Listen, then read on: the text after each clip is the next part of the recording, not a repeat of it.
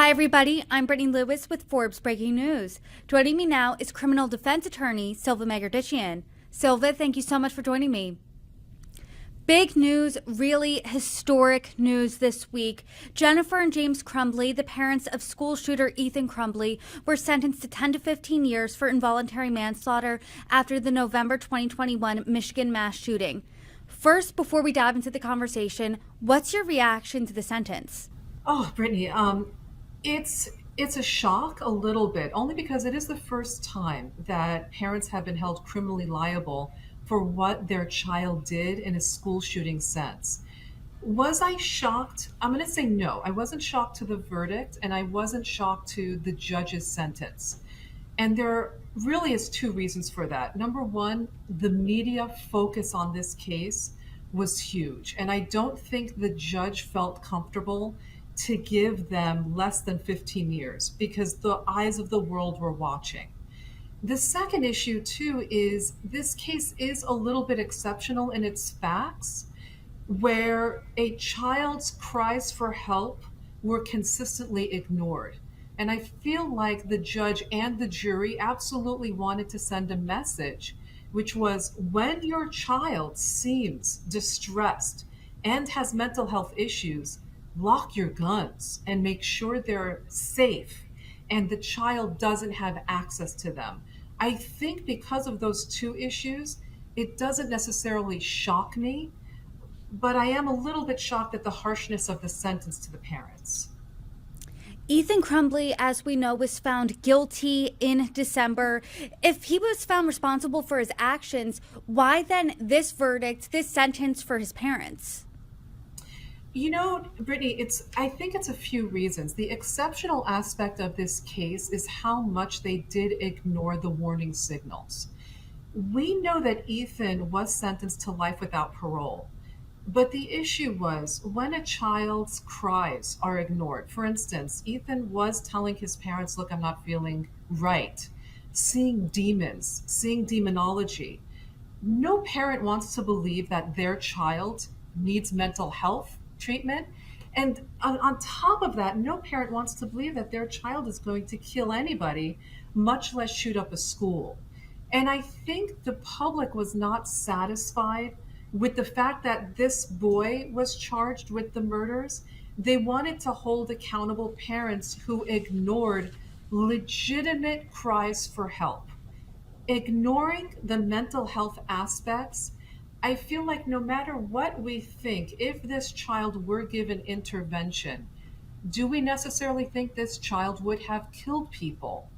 And another question, if this child did not have such easy access to a weapon, he would have never been able to commit the level of murder that he did at the school. Knowing both those aspects, I think people wanted more. And they got more because every single person involved in this case is going to have a hefty sentence. The Crumbleys almost now are household names, and the judge really threw the book at them. 10 to 15-year sentence. What message do you think that sentence is sending? You know, it's funny because the prosecutor had made statements after the sentencing saying that this is an exceptional case and it doesn't open the door wide. As a defense attorney who deals a lot with juvenile cases, I am worried. I do think it sends a very big lesson and a warning to parents, which is number one, if you have a gun in the home, you make sure it's locked and safe. I don't think it restricts gun rights in any capacity. It's saying that if you have a gun or your child is interested in guns, make sure it is locked safely away, which we know in this case it was not. The second thing, if your child has definitive mental health issues, demonology statements, troubling illustrations, text messages asking for help, you cannot ignore that. You need to get help for your child. And again, if it's essentially if you're giving a child who is really violent in their expression or is living almost in this almost like a mythical world of demonology, make sure you don't give him a gun. In this case, his father gave him a gun a few days before the incident. It is very distinctive facts, but I think they can be easily used in other cases where good families who believe their child could never do this does the unthinkable. You cannot ignore those warning signs. As you said, Ethan Crumbley had easy access to a gun. His family gave it to him, his father, I believe. Also, those troubling photos. He was crying out for help. Those went largely ignored. 10 to 15 years, that's a lot of time. Do you think, in your opinion, does the punishment fit the crime? Ooh, that's a tough one, Brittany. Okay, I'm going to answer it two ways. I do think the punishment fits the crime when it comes to the public's need for answers in this case. I don't think anybody can say these parents did enough, and I don't think anyone can say that the parents were reasonable in their reactions to their son's issues. I do, however, think as an attorney, as a defense attorney who does juvenile matters, I do think that the sentence is a little excessive. I don't blame the judge, and I want to be clear by that too. Judges have a very difficult job. They have to answer to the public. They are public servants. I think if this judge gave the parents anything less than 10 years, I do think there would have been an excessive backlash because of how emotional this case was and how many signs were ignored. So, do I think it was excessive personally? I do. If I were the judge, I would not have given such a harsh sentence. But underneath it all, Brittany, I understand it. This is punishing the parents ultimately for the child's crime, holding them responsible for his actions. Do you think that this sets a precedent? And if so, what is that precedent? You know, I do. I feel like the prosecutor in the case stated that this isn't precedent because it was such an exceptional case. But I actually do think it does open the door. And I think, especially with school shootings, where there is this emotional response from the public and the media, where this country is fed up with their children not feeling safe at school. You know, it used to be the safe haven while we were growing up. We never anticipated. Look, I'm a child of the 80s. The only thing we were afraid of was nuclear war from Russia. Things have changed drastically. And because of that, I do think when we have a school shooting case, I think any prosecutor in any state is going to look into the family dynamic, what was happening at the home, what the parents knew, what they didn't knew, and the accessibility of that weapon. Because, Brittany, I'll tell you, if the weapon is not safely secured, I do think parents will be liable in some capacity for their child's actions. I do know that this is an exceptional case. As we've been talking about, there are exceptional details here. But as a defense attorney, do you see this in any way as a sort of slippery slope? I do. I do. I think I especially believe if it is a case that attracts the public and the media attention, I can see this bleeding into other aspects. But I absolutely believe that every school shooting from this day forward, there will be examination of the parental actions. And I think that slippery slope, I don't know. I don't know if it's going to extend to a child, let's say, God forbid, taking a knife into school, poisoning other children. There are so many different ways. I would be surprised if this bled into other aspects. But again, they're opening a door that we've never had open before. And I think the other issue too, there is a pandemic right now of school shootings.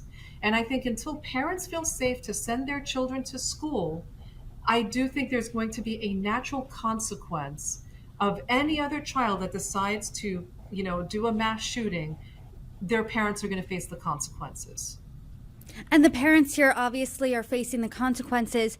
Do you think this sentence, though, is an effective way of deterring school shootings and gun violence going forward?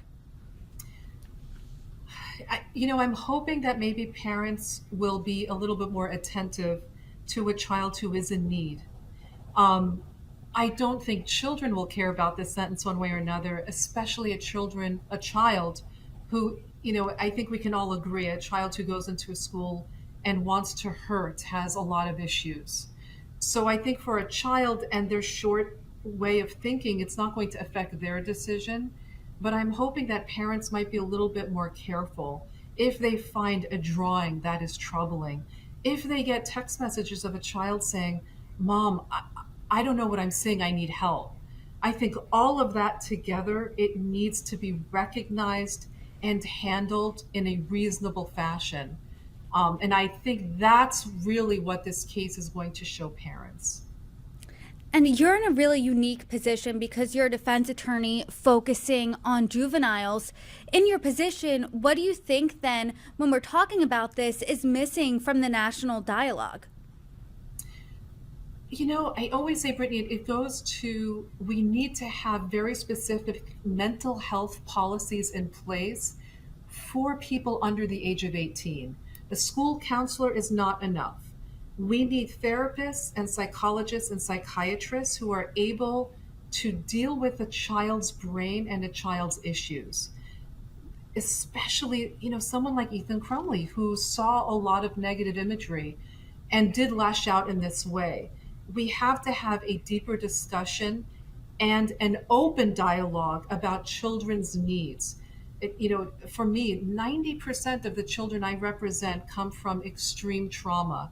They've witnessed murders, they've had parents die young or in state prison, children of addiction. And a lot of times, DCFS or Child Protective Services, they don't understand the desperate need for therapy for a young child or a baby who has gone through trauma. They don't have the tools to understand at 14 years old what happened to them. We need to have a deeper discussion. Once I get the child, it's too late. Of course, we put them in a therapeutic environment where I have a psychiatrist ready, but by that time, I'm hired because a crime has been committed. Could you imagine if that child was treated right when the trauma occurred? And if the child is too young, you wait till the child understands conceptually and put them into therapy where their fears and anxiety are addressed and not swept under the rug. There are very few children who are able to handle trauma 5 and below. They really need more than what their parents can give. They need someone who's trained to understand, diagnose, and treat.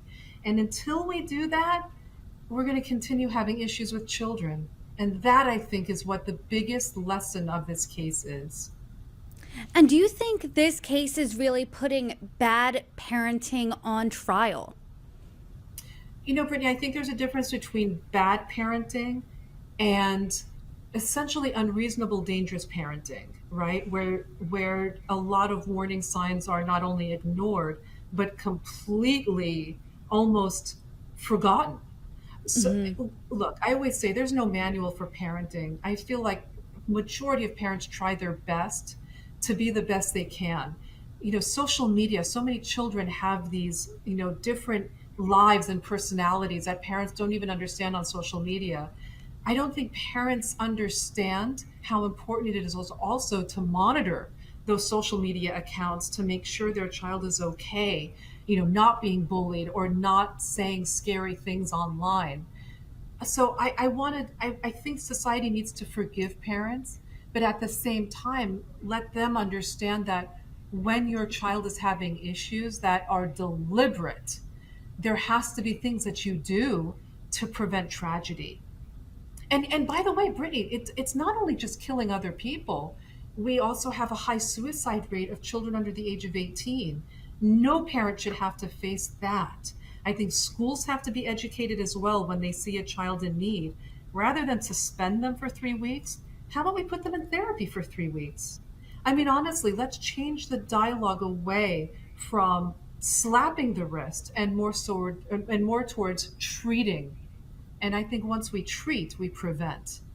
And again, people lost their lives here, and we can't forget that either. 4 innocent teenagers lost their lives, and it breaks me because no parent should have to go through that. It's a really, really just heartbreaking story all around. Silva, thank you so much for coming in, providing your insights today. Hopefully you can join me again soon. I would be honored. Thank you, Brittany, for everything. And it's something that we should discuss because by discussing it, we'll prevent it.